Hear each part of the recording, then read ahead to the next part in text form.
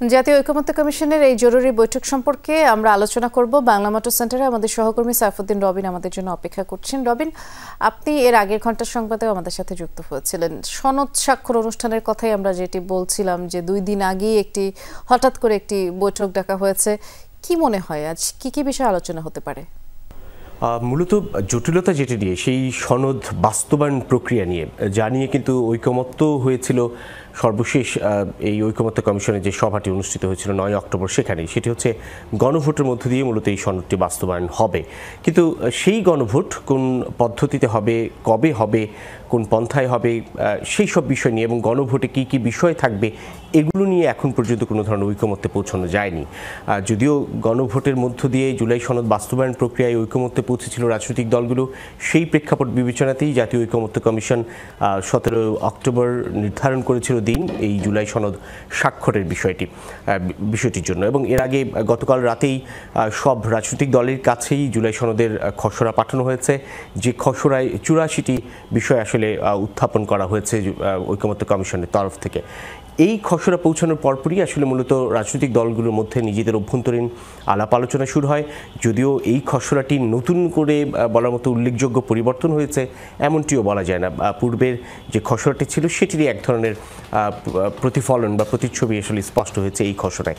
নতুন করে কিছু কিছু বিষয় সংযোজন বিয়োজন সেসব ঘটেছে, কিন্তু অন্যান্য দলগুলো কেউ এই খসড়ায় যে মুক্তিযুদ্ধের পটভূমি উল্লেখ করা হয়েছে সেটি নিয়ে তাদের আপত্তির কথা বলেছে। যেমন বাম দলগুলো বলছে তারা নোট অফ ডিসেন্ট যেসব বিষয়গুলোতে রয়েছে বিভিন্ন দলের তরফ থেকেই সেই নোট অফ ডিসেন্ট এই ঐকমত্যের ভিত্তিতে তৈরি হওয়া জুলাই সনদের খসড়ায় বা জুলাই সনদের চূড়ান্ত সনদে থাকতে পারবে না, সেটি নিয়ে তাদের আপত্তি।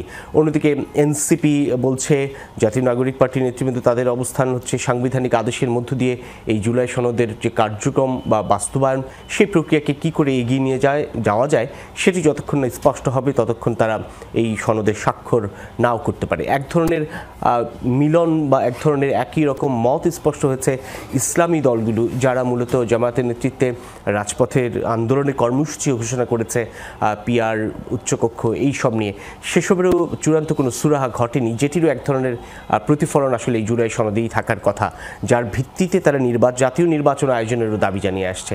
এটি নিয়েও যেহেতু কোনো ধরনের সমাধান হয়নি, সে কারণে তারাও একটা অস্পষ্ট অবস্থানে রয়েছে। যদিও দলটির সর্বোচ্চ নীতি নির্ধারণী ফোরাম যেটি রয়েছে তাদের আজ রাতেও একটি বৈঠক হওয়ার কথা রয়েছে, কিন্তু এর আগেই এখনই কিছুক্ষণের মধ্যে জাতীয় ঐকমত্য কমিশনে সব রাজনৈতিক দলকে ডাকা হয়েছে। সেখানে জরুরি সেই বৈঠকে ঐকমত্য কমিশনের সভাপতি হিসেবেই প্রধান উপদেষ্টা ডক্টর মোহাম্মদ ইউনূস তিনিও থাকবেন।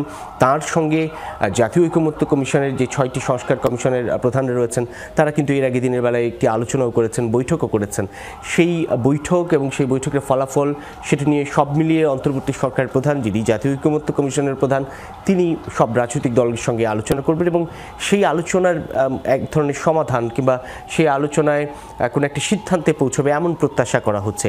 তবে রাজনৈতিক দলগুলো যদি ওই জায়গাটায় অনড় থাকে, অর্থাৎ এখনই এই জুলাই সনদ স্বাক্ষর যে দিনটি নির্ধারণ করা হয়েছে তার আগেই যদি বাস্তবায়ন প্রক্রিয়া নিয়েও একটি সিদ্ধান্তে পৌঁছতে চায়, তাহলে এটুকু বলতেই হয় যে জুলাই সনদ যে ঘোষিত তারিখ সেই তারিখে স্বাক্ষর নাও হতে পারে যদি বাস্তবায়ন প্রক্রিয়ার বিষয়ে অনড় অবস্থানে থাকে বাদবাকি দলগুলো।